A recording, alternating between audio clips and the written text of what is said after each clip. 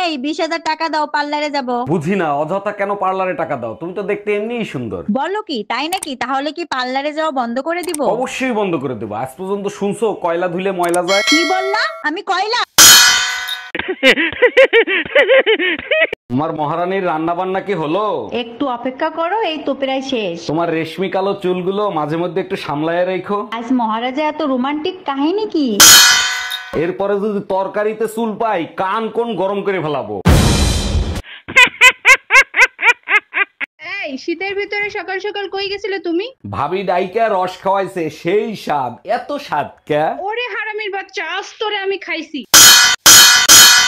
ভাবি খেজুরের রস খাওয়াইছে। আজকের পেপার দেখেছো? এক লোক বউ বিক্রি করে প্রাইভেট কার কিনছে। হ্যাঁ দেখছি, আমার প্রাইভেটের দরকার নাই, আমার কাছে সাইকেলই ঠিক আছে। ওরে আমার সোনা, তুমি আমারে এত ভালোবাসো। তোমাকে বিক্রি করলে সাইকেলের বেশি কিছু আসবে না। তুই কুত্তা, একটা কুত্তা। ভাবি শুনছি ভাই নাকি থাইল্যান্ড যাবে। হ্যাঁ, ঠিকই শুনছেন, আগামীকাল সকালে রওনা দেবে। ভাই একা একা থাইল্যান্ড যায়, আপনি সাথে যাইতে চাইতে পারেন না? যাই, কিন্তু আপনার ভাই বলে যখন হোটেলে কেউ খাইতে যায় তখন কি কেউ খাবার সাথে নিয়ে যায়? ও আচ্ছা।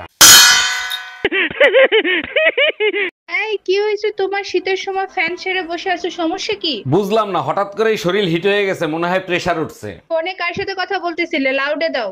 হ্যালো। জানো, বলে দাও, আমাকে দেখলেই পাওয়ার বেড়ে যায়, তাই শীতের ভিতর শরীর হিট হয়ে যায়। দুলা ভাই, আজকে অনেক শীত পড়ছে, কি করি বলেন তো? তুমি এক কাজ করো, তোমার বোনের পাশে গিয়ে এসো, শীত কম লাগবে। ভয় লাগে যদি রাতে আপনি কিছু করেন। ভয়ের কি আছে, মাঝখানে তো তোমার বোন থাকবে। আপনি আমার বোনকে চেনেন না, একবার ঘুমাইলে বোম মারলেও ওঠে না। তুমি কি ভয় পাচ্ছ না আমারে আইডিয়া দিচ্ছ?